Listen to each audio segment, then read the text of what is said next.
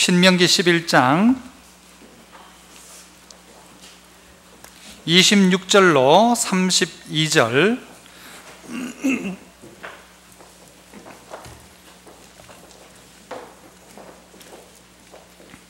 신명기 11장 26절로 32절, 구약성경 280쪽에 있는 말씀입니다. 제가 26절 먼저 읽습니다. 화면 참고하십시오. 내가 오늘 복과 저주를 너희 앞에 두나니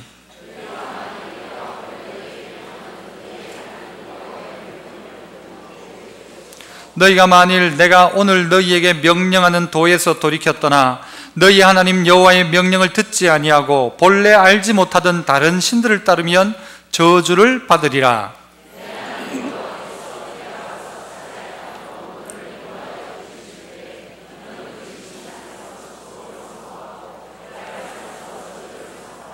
이 두 산은 요단강 저쪽 곧 해지는 쪽으로 가는 길 뒤 길갈 맞은편 모래 상수리 나무 곁에 아라바에 거주하는 가나안 족속의 땅에 있지 아니하냐.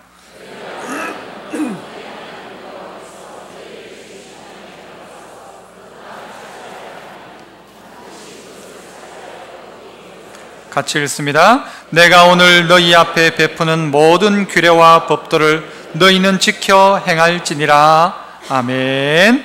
할렐루야. 찬양대에서 찬양으로 영광 돌립니다.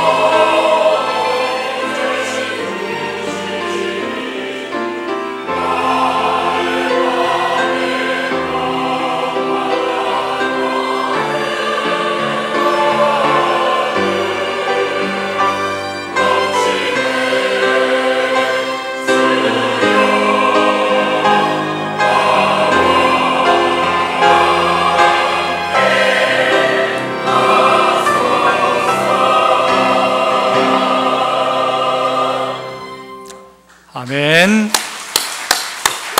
네. 귀한 찬양 감사드립니다. 오늘 저는 이 두 가지의 선택이라는 제목으로 말씀을 함께 나누고자 합니다. 우리의 인생들을 살아다 보면 선택할 일들이 참 많죠. 다 인생은 선택의 연속이라고 해도 과언이 아닐 것입니다. 무엇을 먹는가도 늘 선택하죠. 그래서 짜장면이냐 짬뽕이냐를 가지고도 우리는 엄청 고민합니다. 그리고 결정을 내리고 난 다음에도 짜장면이나 짬뽕이 배달되어 오면 짬뽕 보면 짬뽕 시킬 걸, 짜장면 시킨 사람은, 또 짬뽕 시킨 사람은 짜장면 시킬 걸, 그런 늘 선택에 따른 또 후회를 하기도 합니다.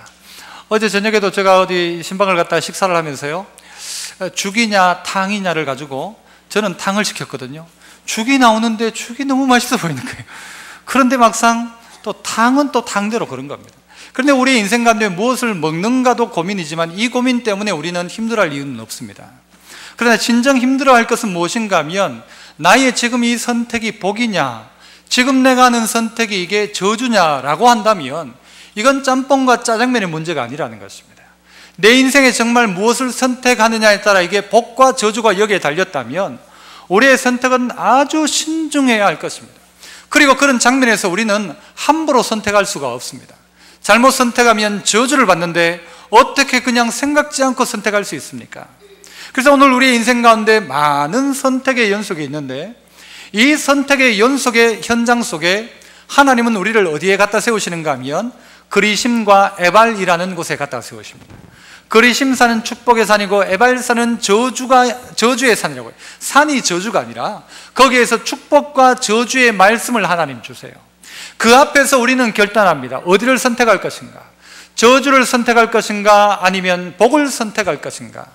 우리의 인생의 걸음의 모든 갈림길에서도 이 길이 복의 길인지 저주의 길인지를 고민해 보아야 합니다. 자, 그렇다면 오늘 이 말씀은 이 신명기입니다. 이 신명기는, 신명기라는 뜻이 여기에 이 신자가 다시라는 뜻이고요, 명령할 때 명, 그래서 다시 명령하고 다시 그 율법을 우리에게 가르쳐주는 내용입니다. 모세가 요단강을 건너가지 못하고 이 모세는 가나안 땅에 들어가지 못하고 이 요단강 동편에서 그의 인생을 마지막을 마무리합니다. 마지막 그의 설교가 바로 이 신명기이죠. 그러면서 지금까지 하나님이 하셨던 말씀을 다시 한번 그들에게 설교로 이야기하는 것입니다. 너무너무 중요한 이야기. 왜요? 요단강 건너가면 이제 가나안 땅의 새로운 역사가 시작될 텐데 가기 전에 마음의 준비를 하고 가기 전에 마음의 결정을 하라는 것이죠. 어떤 결정을 해야 될 것인가? 오늘 성경 26절에는요 먼저 이렇게 이야기하죠. 같이 한번 읽어볼까요? 26절 시작. 내가 오늘 복과 저주를 너희 앞에 두었다 라고 먼저 시작합니다. 복과 저주가 우리 앞에 있다는 것이죠. 이 복이 저 멀리 있고 저주가 멀리 있는 게 아니고 바로 우리 앞에 있다는 것입니다. 창세기에 나오는 선악과를 생각해 보십시오. 선악과가, 여러분 선악과를 한번 따먹으려면 한 3박 4일 동안 막 강 건너고 걸어가가지고 선악과를 따먹어야 한다면 아마 아담과 하와가 선악과를 안 따먹었을지도 모를 것입니다.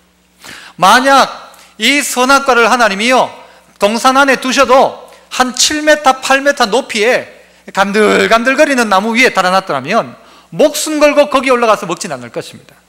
선악과는 어디에 있었는가 하면 동산 가운데 있었습니다. 손만 뻗으면 먹을 수 있는 그 자리에 선악과가 있었다는 거죠. 다르게 말하면 죄가 그 자리에 있었다는 것이죠. 죄의 시작이. 내가 손만 뻗으면 죄를 지을 수 있는 것입니다. 그래서 가인을 향하여 뭐라고 이야기합니까? 죄가 너의 집 문 앞에 엎드리고 있다 그럽니다. 문만 열면 죄 지을 거예요. 문만 열면. 그러니까 내가 큰 맘 먹지 않아도 죄 지을 수 있는 자리가 우리 주변에는 너무 많이 깔려 있다는 것입니다. 똑같이 뭐도 있는가? 복도 우리 눈앞에 바로 있다는 것입니다.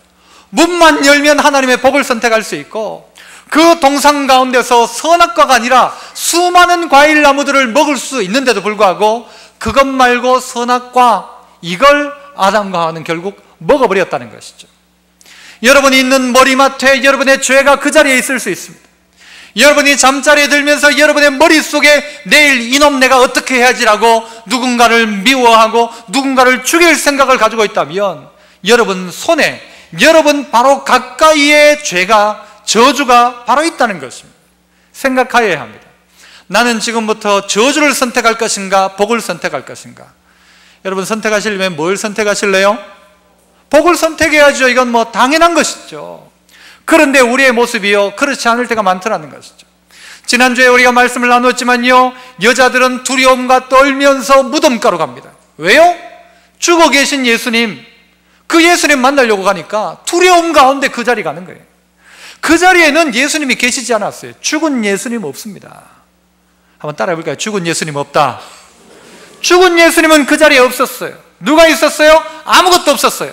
하지만 두려움과 절망 가운데 무덤을 갔던 여인이 다시 오다가 천사를 만나고 그 말 듣고 오다가 예수님을 만나는 순간 두려움은 떠나고 뭐가요? 기쁨 가운데 그들이 뛰어 복음을 전하러 내려갔지 않습니까? 오늘 선택은 우리입니다. 똑같은 예배 자리에 와도 죽어 계신 예수님을 만나려는 사람이 있고 살아계신 예수님을 만나는 사람이 있어요. 여러분, 예수님 살아계십니까? 죽으셨습니까? 살아계시죠. 그 주님을 만나는 것입니다. 오늘 우리 앞에 복과 저주가 놓여있다라는 것이죠. 우리가 하나님의 뜻을 잘 알지 못해요. 그래서 늘 우리가 그렇게 기도하죠. 하나님의 뜻을 잘 알게 하옵소서.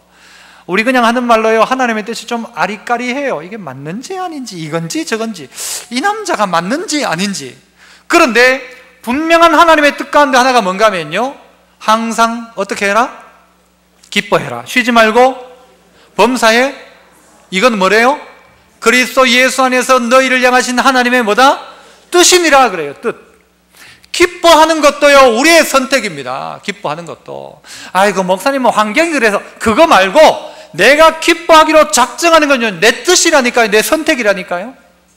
사람들은 기쁨을 선택하지 않고 뭘 택하는가 하면요, 기쁨은 복이지만 기쁨하고 비슷하게 포장된 것 하나가 있어요. 이것만 하면은 기뻐질 것 같은 게 있어요. 뭘까요? 그게 쾌락입니다. 쾌락. 이 쾌락은 멀리 있는 게 아니에요. 지금 당장이에요. 이 쾌락을 선택하면 지금 당장 좋아지고 막 기뻐질 것 같아요. 그래서 그 쾌락을 선택했다. 결국은 어떻게 됩니까? 그 쾌락의 끝은 저주입니다. 그 쾌락의 끝은 절망입니다. 그러나 우리가 기쁨을 선택할 때 이 기쁨은 어떤 것입니까? 예수님께서 앞에 있는 기쁨을 위하여 뭐를 참으셨대요? 십자가를 참으셨고 부끄러움을 개의치 아니하셨다라고 말했죠. 그래서 하나님 보좌 우편에 앉으셨다 그렇지 않습니까? 예수님은 내 지금의 쾌락이 아니라 앞에 있는 기쁨을 위해서 선택하셨다는 것입니다. 앞에 있는 기쁨을 위해서 십자가를 선택하셨고 참으셨고 부끄러운 것을 개의치 않으셨다고 이야기합니다. 그러면 여러분, 이 자리에 있는 성도 여러분 모두는 기쁨을 선택하셔야 돼요. 잠깐 보이는 쾌락을 쫓아 살아가지 말고 기쁨을 선택하셔야 됩니다. 진정한 기쁨은 뭐냐? 말씀대로 살아가기 시작하면요, 기뻐지는 거예요. 지금 말씀대로 사는 것이 어렵고 힘든 것 같아도 마지막은 기쁨이지만 오늘 내가 말씀 말고 뭘요? 쾌락을 선택하기 시작하면 그의 마지막은 절망입니다. 그의 마지막은 저주인 것입니다. 그래서 여러분 한번 따라서 한번 해봅시다. 나는 기뻐하기로 작정했다. 다시 한번, 나는 기뻐하기로 작정했다. 이것도 우리의 선택이라는 것입니다. 선택. 복을 선택하느냐 저주를 선택하느냐처럼 오늘 우리가 이 복, 하나님의 뜻을 따라서 내 마음 가운데 작정했습니다. 내 마음을 정하였습니다. 나는 내 마음은 기뻐하기로 다짐을 했네, 작정을 했네. 작정하기 시작하는 순간 여러분, 우리 안에 있는 앞에 있는 기쁨을 위해서 십자가를 참는 것도 가능하고 부끄러움을 개의치 않는 것도 가능하다는 것입니다. 우리 앞에는 늘상 두 가지가 있습니다. 무엇을 선택하실 것입니다. 선악과는 여러분 멀리 있는 것이 아닙니다. 바로 가까이 있는 것입니다. 여러분 머리맡에 있는 것입니다. 손만 뻗으면 죄 지을 수가 있어요. 저주가 그 자리에 있어요. 하지만 똑같이 손만 뻗으면 이 복된 소식이 있는데 자꾸 우리는 뭘 선택하는가 하면요, 쾌락을 쫓아 즉각 오늘 나를 기쁘게 만들어줄 수 있는 것이라고 생각하고 쾌락을 선택하는데, 그래서 선악과를 한 입 뱀으로 먹는데 결국은 저주 가운데 빠지지 않습니까? 그러면서 한다는 소리가 뭐라고 하죠? 선악과를 안 만들어 놓으셨으면 우리가 죄짓지 않았을 텐데 라고 이야기합니다. 선악과가 없었다면 되지 않느냐, 죄가 없었다면 되지 않느냐라고 하면서 하나님이 마치 죄를 만들어 놓고 그 모든 책임이 하나님께 돌아가는 것처럼 이야기하는데 그건 잘못된 것이죠. 오늘 그 죄의 선택도 누가 했느냐? 우리가 했던 것입니다. 그 저주의 선택도 누가 했느냐? 그 각자가 하는 것입니다. 오늘 그러하기에 오늘 여러분은 무엇을 선택하시겠습니까? 복과 저주가 여러분 앞에 딱 놓여있을 그때에 여러분이 복을 선택하여야 합니다. 이 신명기는요, 요단강을 건너기 전에 여러분 이스라엘 백성들에게 이야기했던 거라고 하잖아요. 오늘 우리가 결정하는 겁니다. 지금 나는 말씀대로 살기로 결단한다. 나는 기뻐하기로 결정한다. 그렇게 하는 것이죠. 이것이 우리를 만들어 갈 것입니다. 오늘 이 결단이 오늘 우리의 삶을 새롭게 만들어 갈 것입니다. 그러므로 부활절, 지난주에 부활절 했으니까 부활절 끝난 게 아니란 말입니다. 계란 먹고 끝나는 게 부활절이 아닙니다. 여러분, 제 마음 같으면요, 뭐 물론 해도 괜찮지만 내년에는 이 계란을 안 해도 괜찮겠다. 왜 그냥 계란 먹고 끝나는 거예요? 그냥 부활절 하면 아멘. 진짜 언제부터 시작된 거예요? 이거는 예수님 부활하신 걸 표하는 건데 언젠가부터는 다른 건 사라지고 계란만 남아있는 거예요. 물론 처음에는 의미가 있었지만 퇴색하는 거예요. 부활절 예배 끝나면 부활도 다 끝난 거예요. 고난주간 끝나면 내 인생의 고난도 다 끝났어요. 이제 막 기도도 끝나고 막 좀 슬픈 척하고 막 예수님 고난 때는 막 좀 그런 척하고 그 뒤엔 그냥 끝나버린 거예요. 아니라 오늘 우리가 정말 예수 그리스도의 부활을 경험하고 그 부활의 주인으로 살아간다면 오늘 우리는 무엇을 결정해야 되는가? 내 삶의 판단 속에 복을 선택하는 것입니다. 똑같이 있는 두 가지 죄와 이 복들 가운데, 저주와 복 가운데, 죄와 악 가운데, 선 가운데 우리는 선을 택하고 하나님을 선택하고 오늘 우리는 복을 선택해야 한다는 것입니다. 여러분의 결정 가운데 하나님의 말씀 속에 복을 선택할 수 있기를 축복합니다. 여러분, 그러셔야 돼요. 내가 정말 복된 길 걸어가겠습니다. 내가 지금까지는 어떻게 있는지 몰라도 복된 길 걸어가겠습니다. 여러분, 그래서요, 신명기 27장 28장 여기 보면요, 오늘 우리가 읽었던 이 본문, 이 신명기 11장의 내용이 거기에 자세하게 나옵니다. 어떤 내용이 나오는가 하면요, 뭐 예를 들면 그런 거예요. 27장 17절에 보니까 그의 이웃의 경계표를 옮기는 자는 저주를 받을 것이라 할 것이요 모든 백성은 아멘 해라 그럽니다. 경계표를 옮긴다는 것은요, 어느 날 우리 집의 표시를 이쪽으로 옮겨서 내 땅을 더 많게 한다는 거예요. 장사하는 사람이 저울을 속여가지고 내 이득을 좀 더 버는 거예요. 사람들 눈을 속여가지고 돈 더 버는 사람, 이 사람은 저주를 받을 것이다 그래요. 이게 에발산과 그리심산에서, 특별히 에발산에서 선포되어지는 내용이에요. 그러면 아멘 해라는 것이죠. 아멘 해라. 말씀대로 살지 않는 자 저주를 받을 것이다. 아멘 하라고 이야기하죠. 맹인에게 길을 잃게 하는 자는 저주를 받을 것이다. 27장 18절에 나와요. 맹인에게 길을 인도하는데 잘못된 길로 인도한 사람 저주를 받을 것이다. 아멘 해라 하죠. 고아나 과부의 송사를 억울하게 하는 자는 저주를 받을 것이다. 그 아버지를, 부모를 경솔히 여기는 자는 저주를 받을 것이다. 아멘 해라. 아멘 해야 됩니까? 안 해야 됩니까? 해야 되죠. 이건 주로 누가 크게 아멘해요? 부모님들이. 그래, 이거 뭐 괘씸한 것들 이러면서 크게 아멘해요. 주일학교, 초등학교 가가지고, 초등부에 가가지고 부모에게 거역하는 자는 저주를 받을 것이다 이러면요, 애들이 뭐라고 하는지 알아요? 아멘 하라고, 에? 이럴 거예요. 에? 오늘 이 말씀이요, 그들에게 주어졌어요.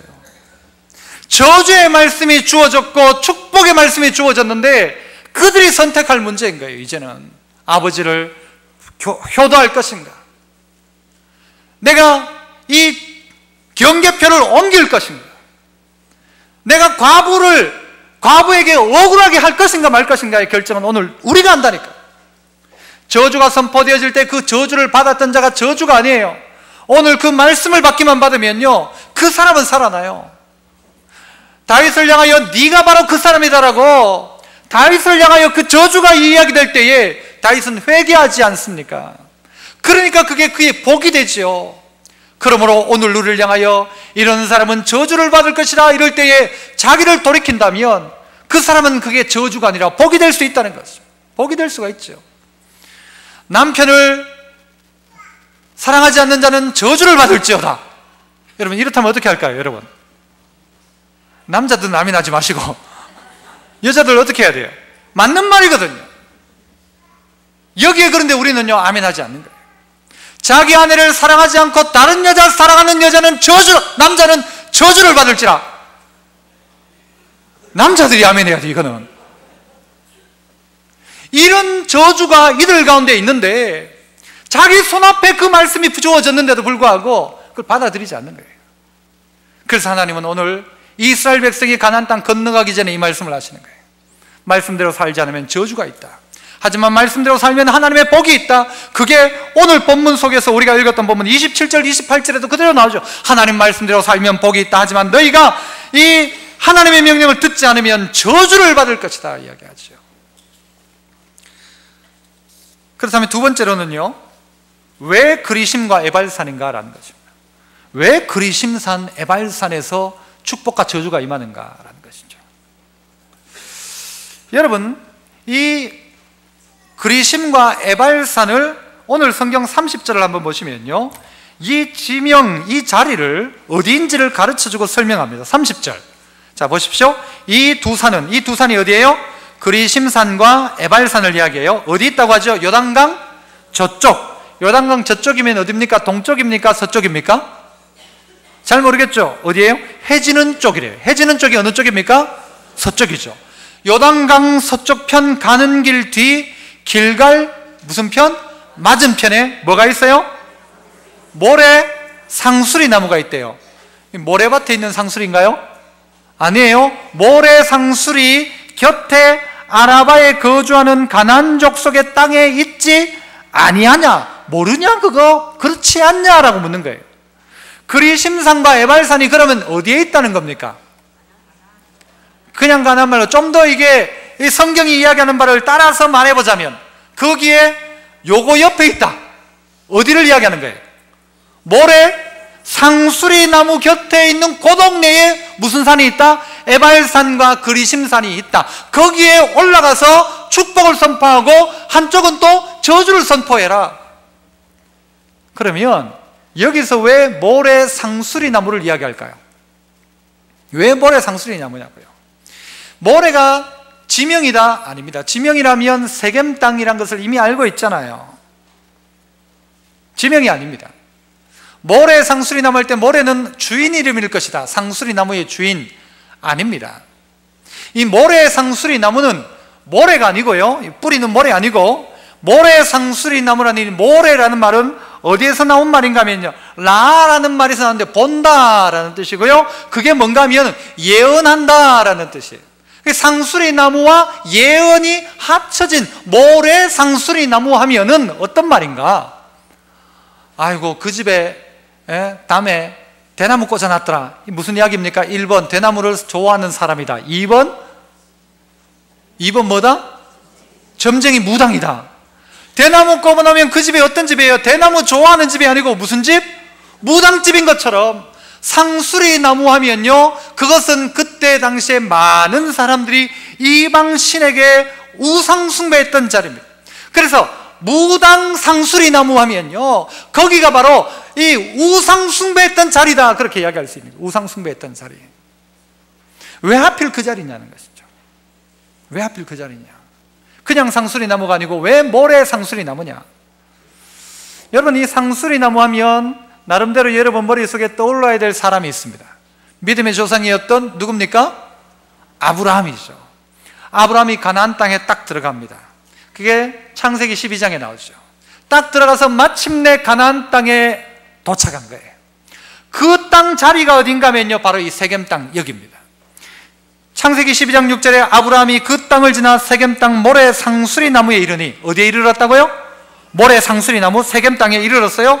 그때 가나안 사람이 그 땅에 거주하였더라. 7절 여호와께서 아브라함에게 나타나 이르시되 내가 이 땅을 네 자손에게 주리라 하신지라.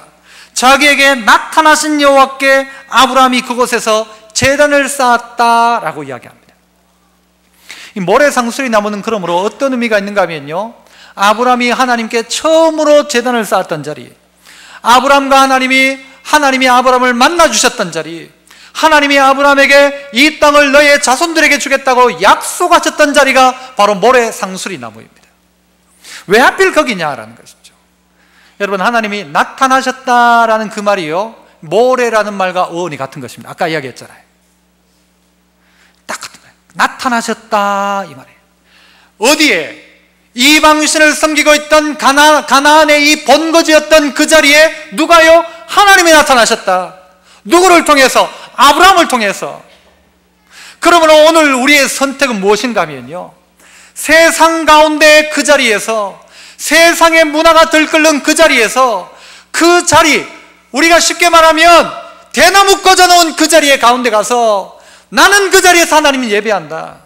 나를 어느 자리에 세우시더라도 나는 그 자리에서 하나님 예배하겠노라. 그 자리가 어딘가 하면 바로 모래 상수리 나무라는 것입니다. 그 여러분 스스로가 뭘 선택하는가? 세상에 여러분을 휩쓸어 가려고 하는 세상 풍파와 세상의 세계관, 세상의 가치관에 빠져가지 말고 어디에? 하나님의 가치관을 가지고 그 자리에서 하나님을 예배하겠다는 것이죠. 그러니까 하나님이 나타나셔서 아브라함에게 내가 이 땅을 너희 자손들에게 주겠다라고 말씀하셨죠. 야곱이 부모 집을 떠나서 라반의 집에서 온갖 것을 모아가지고 오다가 어려운 일을 당하죠. 그리고 그런 상황 속에서 위기가 닥치니까 이 야곱이 어떻게 하는가 하면 자기 가족들에게 있는 은근 폐물들을 다 빼냅니다. 빼내고 우상 숭배하던 우상들을요 다 해가지고는 어디에 묻어버립니까? 무슨 나무? 상수리 나무 아래, 모래 상수리 나무 아래에 묻습니다. 그 상수리 나무를 이야기할 때 그냥 상수리 나무가 아니고 그 상수리 나무라고 이야기합니다. 그럼 어떤 나무인 거예요? 아브라함이 하나님을 향하여 예배했던 바로 그 장소에 그 상수리 나무 밑에 다 묻어버린 거예요. 여러분은 이쯤 되면 여러분은 어떤 관심이 있나요? 그래, 야곱이 그렇게 회개했구나, 이게 아니고, 야, 그 상수리 나무 우리가 찾으면 그 안에 얼마나 많은 보석이 있을까? 여러분 그 생각하지 않습니까? 야곱은요 자기가 가지고 있었던 최고의 가치를 그 자리에 다 묻어버린 것입니다. 그러면서 뭐 하는 거예요? 하나님을 선택한 것이죠. 물질을 묻어놓고 하나님을 예배하기를 선택한 것입니다. 다른 거 포기하고 하나님을 선택한 것입니다. 아브라함은 그 땅의 문화, 가나안 땅의 문화를, 여러분 그 땅 문화가 있잖아요. 그 땅에 가나안 사람들이 있었잖아요. 그런데도 불구하고 그 자리 가운데서 나는 하나님 예배한다. 그러니까 그 자리가 바뀌기 시작하는 것이죠. 야곱은 루스 땅을 이름을 뭘로 바꿉니까? 베들로 바꿔버리죠. 베들로 바꿔버리죠. 믿음의 사람이 가는 자리에는요 땅의 이름이 바뀌어지기 시작하는 거예요. 내 직장 가운데 어둠과 우상숭배가 가득하던 땅들이 여러분이 들어가서 예배하기 시작할 때 바뀌어져야 하는 것입니다. 이 나라 이 백성이 바뀌어져야 되죠. 더 이상은 정말 이런 고통의 문제를 이 땅 백성이 당하지 않도록 바뀌어야지. 우리가 바뀌어야 되고 우리의 다음 세대가 살아갈 땅들이 조금이라도 더 행복해진 땅 만들어질 수 있도록 바꿔나가야 되죠. 그 무엇입니까? 오늘 우리 있는 자리에서 그 자리에서 하나님을 높이는 거예요. 그 자리에 예수 믿는 사람들이 원칙에 따라 살아가는 거예요. 그 자리에서 여러분들이 타협하지 않고 살아가는 거예요. 그 자리에서 정직하게 살아가는 것이죠.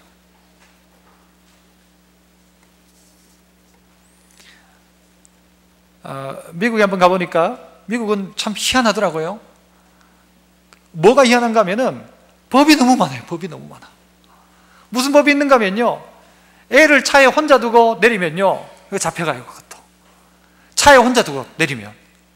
제가 한 번은요 어디 쇼핑센터에 가서 애가 놀이터가 있길래 놀이터에서 혼자 놀라고 하고 제가 화장실 갔다 왔어요.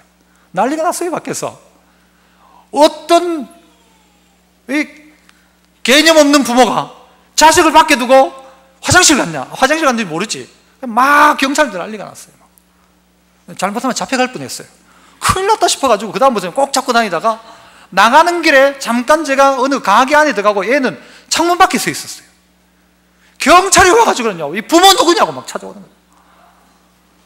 제가 잘못하면 한국 못 올지도 몰랐어요. 이거 잘못 잡히면은. 얼마나 철저한 법들이 많은지요. 그 법들을 얼마나 잘 지키는지. 우리는요 홈플러스 가면 지 혼자 책 보러 다 놔두고 2시간을 돌아다니는데 나 우리나라가 훨씬 좋은 것 같은데, 원칙을 따져보면요, 원칙이 지켜지는 나라가 돼야 됩니다. 원칙이 지켜져야 되죠.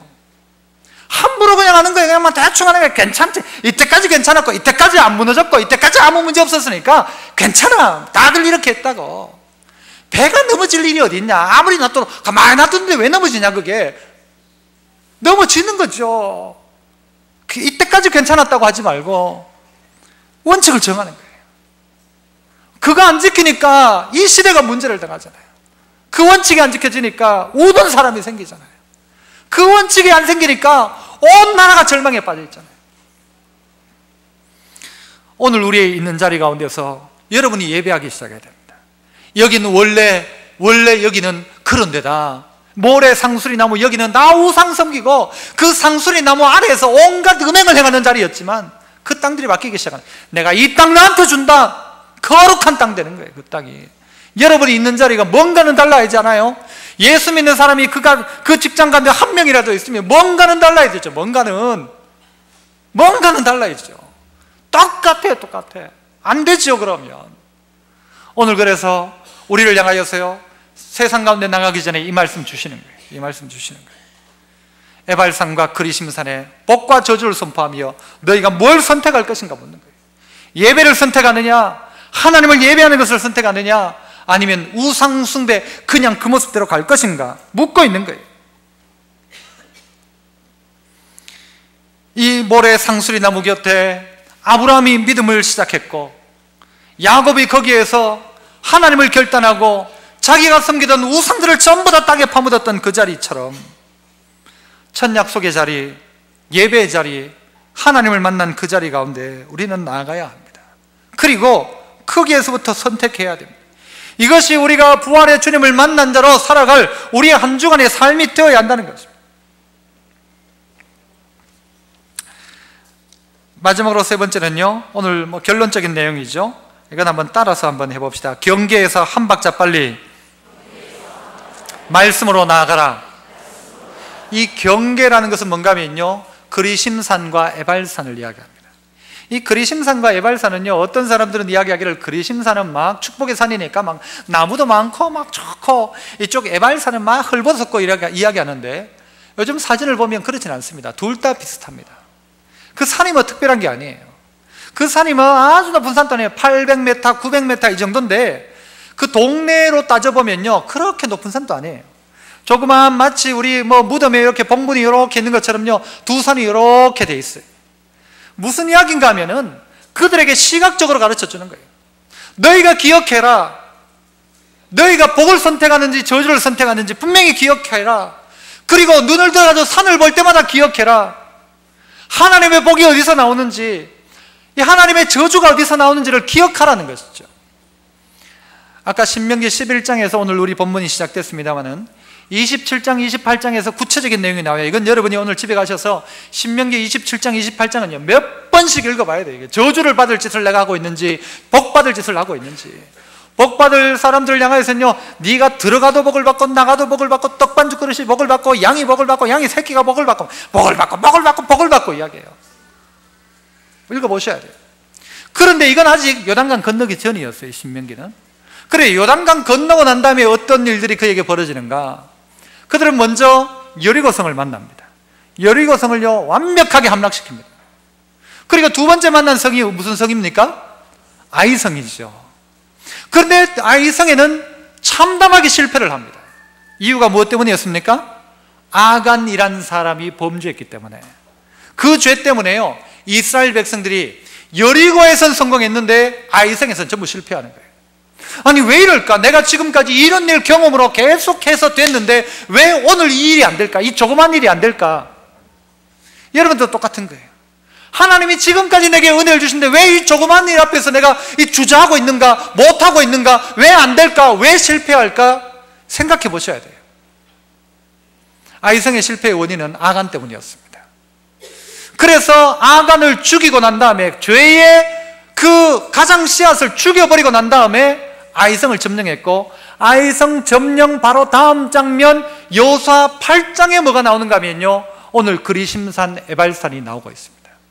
무엇을 이야기합니까? 우리에게 실패와 성공 넘어서 우리가 늘 생각할 게 뭔가 하면 이 말씀으로 돌아가라는 것이죠.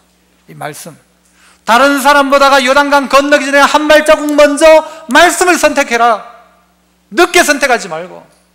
그런데 우리는요, 꼭 어떤가 하면 당해보고 나야 그제서야 깨달아요. 아하, 하나님 말씀이 이래서 이런 거였구나. 아이성을 실패해보고야 그제서야 깨닫는다니까요.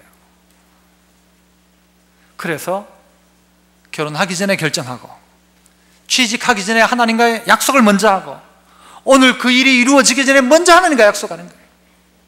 내가 뜻하는 바가 이루어지기 전에 하나님하고 약속하는 거예요. 저는 결혼하기 전에 제가 이런 생각이 있었어요. 야, 내같이 착한 사람이 세상에 어디 있나? 여러분 안 그래요? 내같이 착한 사람이 어디 있나 생각했어요. 그리고 생각하기를 나하고 만나는 아내는, 부인 될 사람은 봉잡았다 라고 생각했어요. 그런데요, 결혼하고 나니까 야, 제 본성이 드러나기 시작하는데, 결혼하기 전에는 미처 몰랐죠. 결혼해 보니까 내 마음대로 할 수 있는 데가 되니까요, 아, 사람이 그런 줄 몰랐어요. 아, 저도 제가 그런 줄 몰랐어요. 언젠가 한번은요, 차를 타고 가다가 막 대판 싸웠어요. 싸운 이유가 뭔가 하면요, 거기 뭔가를 보자 말자였어요. 나는 그 아내는 뭐라고 했는가 하면 문 닫았기 때문에 보지 말자 했고요, 문을 닫아도 나는 문 앞에라도 가보자, 그래야 갔다는 소리를 하지. 그게 언제 대판 싸웠는가 하면요, 그것도 딴 데 가다가 그런 것도 아니에요. 성지순례 가가지고 성지순례 가가지고는요, 차 타고 가다가 막 싸움이 붙어가지고는요, 막 화가 나니까 막 운전하다 막 핸들을 확 꺾어버리고 싶더라고요, 진짜 막. 그래가지고 가다가는요, 사해바다 옆에, 그것도 하필 사해예요, 그죠? 사해바다 옆에 차를 세우거든요. 차 내려가지고 둘이 막 싸웠어요, 막. 아, 성지순례 가지고 은혜 받아야 되는데 막. 그래, 그때 마음은요, 돌아갈 땐 따로 돌아가야 되겠다, 집에 갈 때는. 이 정도의 마음이 들 정도로 막. 내가 그런 사람인 줄 몰랐어요. 그것도 주일날 성지순례 가가지고 예배 잘 드리고, 그 오후에 잠깐 사해바다하고 그쪽 공원, 엥게디 공을 보러 갔거든요. 아이고, 그런데 제가 그런 사람인 줄 몰랐어요. 저보다 더 아는 사람이 여기 다 앉아 계시잖아요, 여러분들. 우리 모두가요, 연약한 사람이고 죄된 본성을 가지고 있는 사람들이에요. 그래서 하나님은 그 전에 말씀하시는 거예요. 너 아내 사랑해라, 네 남편 공경해라. 공경이 아니고 복종해라. 성경이 가르쳐 주는데도요, 성경 따라요. 성경은 그랬지만 시대가 바뀌었다. 누가 그래요? 누가? 성경은 아내들이 남편 보고 어떻게 하래요? 1번 사랑해라, 2번 복종해라, 3번 용돈만 줘라. 뭐라고요? 복종하라고 이야기해요. 성경의 이야기예요, 성경의 이야기. 남편들은 아내를 어떻게 하래요? 부려먹어라, 사랑해라, 네 몸같이 사랑해라. 그런데 이것을요, 그냥 성경의 이야기로 끝내는 거예요. 우리에게 성경은 먼저 가르쳐줘요. 싸우기 전에 가르쳐주고요, 문제 생기기 전에 우리에게 원칙을 가르쳐준다고요. 요단강 건너기 전에 말씀을 먼저 주셨어요. 11장에도 주셨고 27장, 28장에도 계속해서 주셨어요. 모세를 통해서 줬고.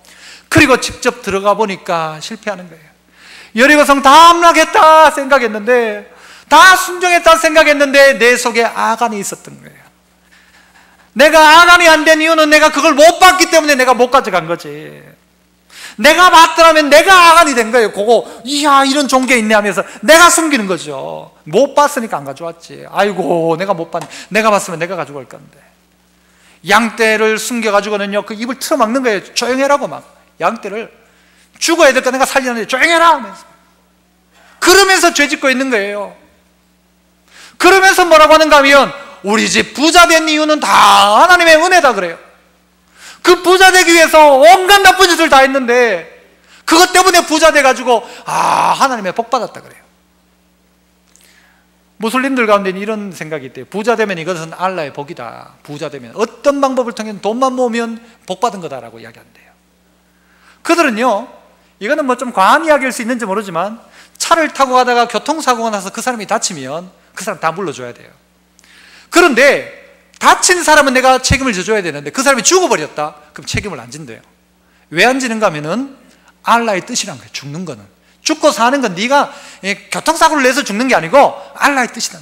그래가지고는요, 이 사람들 중에는요, 교통사고 나면 뒤로 왔다가 다시 그랬대요. 실제 그래요. 그 이야기를 제가 선교사님에게 들었어요. 왜? 죽으면 자기 책임 아니라는 거죠. 알라의 뜻이다. 부자 되면 하나님 복 받았다. 어디 성경에 나옵니까? 반대로 가난하면 하나님의 복이 없는 거냐? 이렇게 생각하는 사람도 있어요. 우리 집은 가난한데 하나님의 복이 없다. 어디 성경이 그렇게 이야기합니까? 돈이 있고 없고가 복이 아니라 오늘 우리의 선택은 무엇인가 하면요, 하나님의 말씀을 선택하는 거예요. 에발산과 그리심산 그 자리에서 하나님 앞에 제단을 쌓으면서 그들이 가지고 있는 고백은 뭔가? 우리가 하나님 섬기자, 말씀대로 살자, 그리심산에 선포되어지는 복의 선포가 우리의 선포가 우리의 것이 되도록 하자. 이것이 되어져야 합니다. 그러기 위해서는 어떻게 하는 거예요? 하나님은 그들에게 뭘 주시는 거예요? 그리심산에서 금덩어리를 던져주고 에발산에서는 막 파리를 보내고, 그게 아니라는 거예요. 복과 저주가 동일하게 말씀으로 우리 가운데 주어졌습니다. 말씀 앞에 순종하기 시작하면 복이 임하기 시작하고, 말씀 앞에 거역하는 사람에게는 저주가 임한다는 거예요. 그러므로 어떻게 하라고요? 경계의 자리에서 어떻게 한 박자 빨리 뭐를 선택해요? 말씀을 선택하자. 하기 전에 먼저 결정하고 하는 거예요. 내가 직장에 취직하고 난 다음에 결정하려고 하지 말고, 취직하기 전에 하나님, 내가 직장에 취직하면 내가 정직한 11조 하겠습니다. 하나님. 그때 하는 거예요. 그때. 나중에 하면요, 아까워서 못해요. 하나님은 요단강 건너기 전에 그들과 약속하시는 거예요. 건너기 전에. 건너고 나면 정신 못 차리는 거예요. 결혼하고 나면 정신 못 차리는 거예요. 결혼하기 전에 결정하라는 것이죠. 오늘 결정하라는 것이죠. 믿음의 성도 여러분, 오늘 우리 모두 세겜 가운데서 발견할 것은 말씀입니다. 하나님 말씀 앞으로 나가야 돼요. 그래서 다시 말씀으로 가자. 다시 말씀으로 가자. 또 말씀 앞으로 가자. 내가 정말 말씀대로 살고 있는지를 한번 점검해보자. 하나님이 오늘 에발산과 그리심산을 만들어 놓고요, 걸리는 놈들은 다 죽었다, 이런 게 아니고, 하나님은 아까도 이야기했지만 에발산의 저주는 뭐 하란 거예요? 죄 짓지 말라는 거지, 너 저주 받는다가 목적이 아니에요. 회초리를 꺾어 놓는 이유는 걸리게만 걸리면 때리고 싶다가 아니라 회초리 맞을 짓 하지 말라는 거예요. 선악과를 만들어 놓은 이유는 하나님 말씀 앞에 순종함이 너의 속에서 자발적인 순종으로 나타났으면 좋겠다는 거예요. 회초리가 저주 때문에 저주가 주는 게 아니라니까요. 살리려고 하는 거예요. 하나님이 우리에게 에발산과 그리심산을 통해서 주시는 바는 뭔가? 하나님의 그 언약, 아브라함과 했던 언약, 이 땅을 너와 내 자손에게 줄 것이다. 야곱에게 주셨던 은혜, 네가 우상을 다 없애하면 너는 너의 그 모든 문제 가운데 내가 너를 해결해 준다, 살려준다라는 그 복. 오늘 그래서 이스라엘은 그 그리심산과 에발산 앞에서 하나님 앞에 맹세합니다. 양쪽에 서 있던 사람이 외치면 나머지 사람들이 아멘, 아멘 합니다. 아멘, 아멘. 그래서 여러분은요, 우리 모두는 하나님이 우리에게 복 주시려고 오늘 에발과 그리심산을 말씀하신 것입니다. 그래서 한번 따라 합시다. 나는 복 받을 일만 남았다.